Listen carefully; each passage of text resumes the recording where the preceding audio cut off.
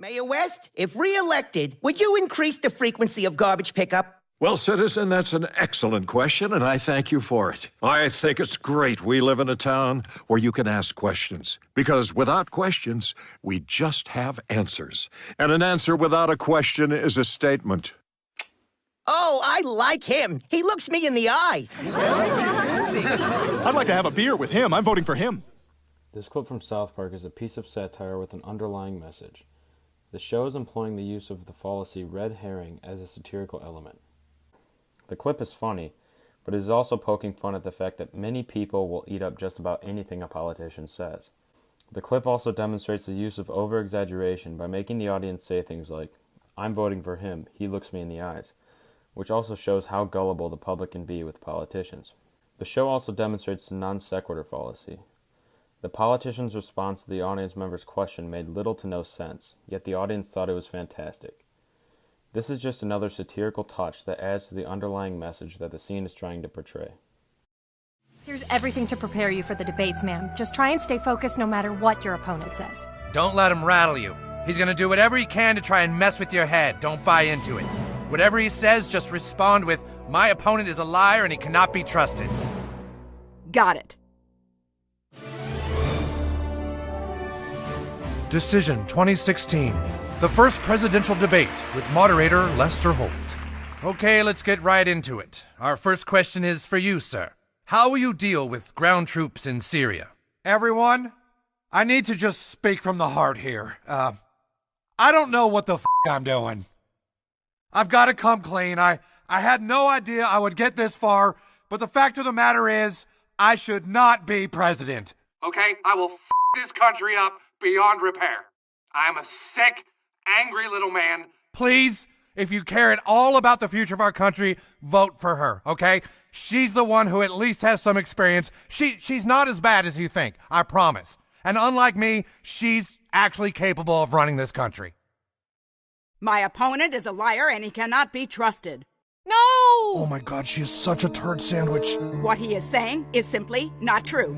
Do not believe it. I am giving you this, lady. I am giving you this. What the f*** are you doing? Okay, look, just vote for her. She knows politics. She really wants to put this country first. My opponent is a liar. Would you just please shut up? And he cannot be... Get out of your own way. Cannot be trusted. This satirical clip from South Park is pretty much making fun of the 2016 presidential candidates and how unorthodox the series of debates were. The clip is a parody of the debates, and the writers made the candidates say what many people heard during the election. The clip is poking fun at Trump by making his character state that the public should not elect him as president because he will ruin the country. This is very ironic because this is the last thing Trump would ever directly say. It is amusing because it is making fun of some of the responses Trump had to various questions during the real debate, and how some of them should have lost him the election. It is, in a way, a hyperbole to Trump's behavior by greatly over-exaggerating what many people tend to hear coming out of his mouth or his fingertips at times. The show then makes fun of Hillary by showing members of her team telling her to stick to a script. When Trump then says something that would basically win her the election, she sticks to the script and says that he is a liar and cannot be trusted. This is also synonymous to how many people feel that any other Democrat would have won the primary election over Trump. Hillary's argument is an example of an ad hominem argument used in a satirical way. The argument does not acknowledge what Trump just said, but instead attacks his character. Furthermore, Hillary's lines in this clip are another example of a hyperbole because they greatly over-exaggerate some of Hillary's responses to Trump during the real debates. I guess you don't entertain much, do you? I like my privacy. You know, I do too. That's another thing we have in common. Like, I hate it when you got somebody in your face, you trying to give them a hint and they won't leave, and then there's that big awkward silence, you know. Can I stay with you? What? Can I stay with you, please? Of course! Really? No. This Shrek clip shows Donkey talking about how he agrees with Shrek and likes his privacy. He describes what he dislikes about asking to stay with somebody, and then proceeds to ask if he can stay with Shrek. This is a classic example of the satirical device of irony, because Donkey did the exact thing he said he doesn't like, and just previously described. Listen, Joe, insurance agencies are all scumbags. They deserve to get hurt. You don't decide that. What you did is against the law. It's easy for you, Joe. You don't know what it's like to be screwed over by an insurance company. Oh, I don't, do I? Well, let me tell you a little story. It was hours after my accident. I was barely conscious on the operating table, but I'll never forget the phone call that changed my life. Hello, I'm calling on behalf of your policyholder, Joe Swanson. He's badly injured his spine. Well, there's a new procedure that, if administered immediately, should restore his ability to walk. $200,000. We also have a wheelchair. $60. Okay. They're going with B.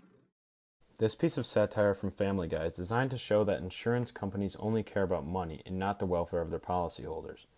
An over-exaggeration is used to emphasize and satirize the message. The insurance company is given two definitive choices between saving Joe's ability to walk or putting him in a wheelchair for the rest of his life.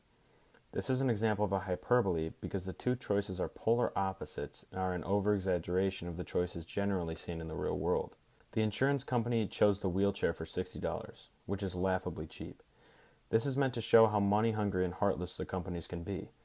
This is another example of a TV show using satire to deliver a real-world message. Now, class, I promised you a surprise today. Wow!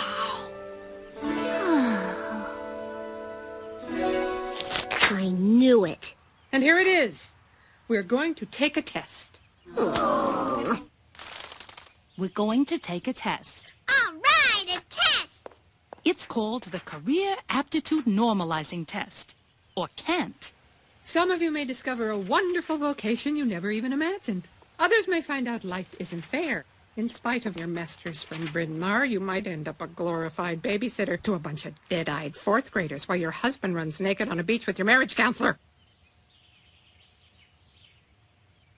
Well, first question. If I could be any animal, I would be A, a carpenter ant, B, a nurse shark, or C, a lawyer bird. Question 60. I prefer the smell of A, gasoline, B, French fries, or C, bank customers. Well, that was a waste of time. Jamie, school is never a waste of time. Since we have 15 minutes until recess, please put down your pencils and stare at the front of the room. Here for the tests?